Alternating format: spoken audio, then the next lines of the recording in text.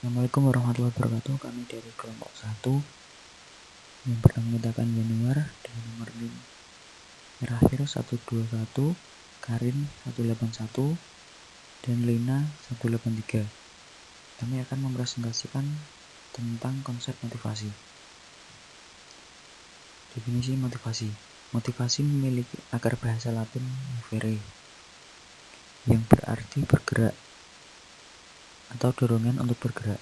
Dengan begitu, memberikan motivasi bisa diartikan dengan memberikan daya dorong sehingga sesuatu yang dimotivasi tersebut dapat bergerak.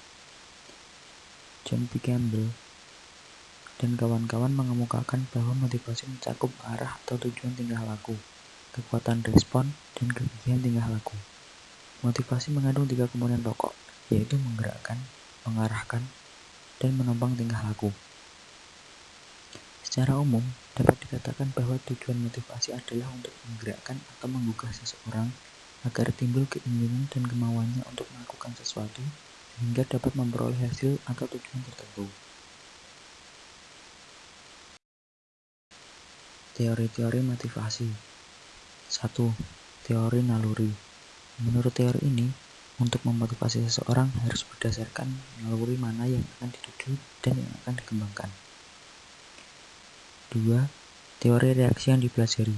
Teori ini berpandangan bahwa tindakan atau perilaku manusia tidak berdasarkan naluri, tetapi berdasarkan pola tingkah laku yang dipelajari dari kebudayaan di tempat orang hidup. 3. Teori daya pendorong. Teori ini adalah perpaduan antara teori naluri dengan teori reaksi yang dipelajari.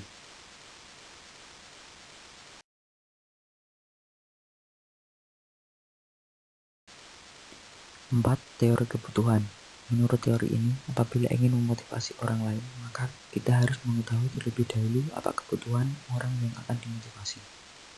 5. Teori Abraham Maslow. Abraham Maslow mengeluarkan pernyataan bahwa kebutuhan-kebutuhan manusia tertata secara hierarkis. Apabila kebutuhan manusia dapat terpenuhi, maka akan timbul kebutuhan yang lebih tinggi lagi. Manusia akan mempunyai keinginan yang lebih tinggi dari sebelumnya. Demikian seterusnya. 6. Teori motivasi dari Murray.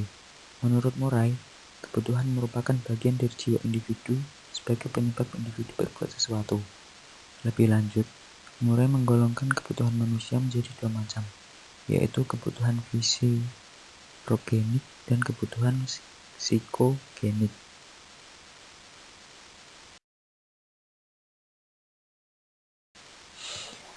7. Teori motivasi dari psikoanalisis. Teori motivasi psikoanalisis dikemukakan oleh Freud.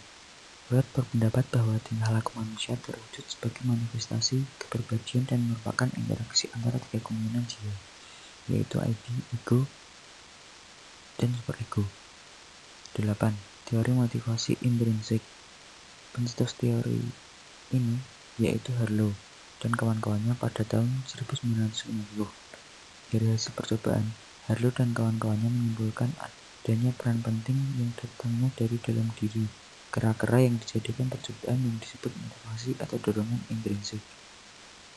9. Teori motivasi belajar. Konsep ini digunakan sebagai dasar penyusunan motivasi bagi para peserta didik, baik ketika belajar di sekolah, di rumah, maupun di masyarakat.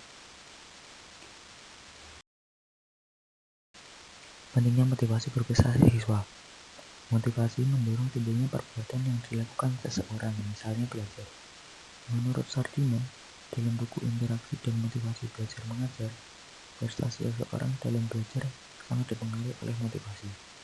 Belajar akan menjadi optimal kalau ada motivasi.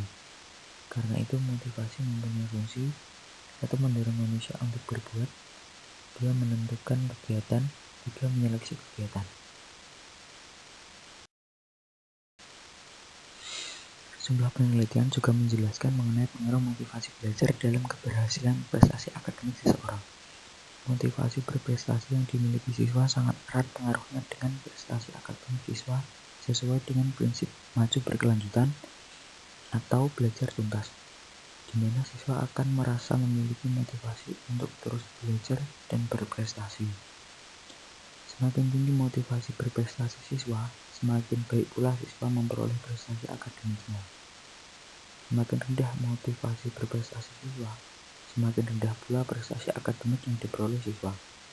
Dalam hal ini, siswa yang motivasi berprestasinya tinggi akan berhasil memahami atau memperoleh prestasi akademik cenderung tinggi, dan siswa yang memiliki motivasi prestasinya rendah, sebaliknya, cenderung memperoleh prestasi akademik yang rendah. Dengan demikian, diduga ada pengaruh yang positif antara motivasi berprestasi terhadap prestasi akademik siswa.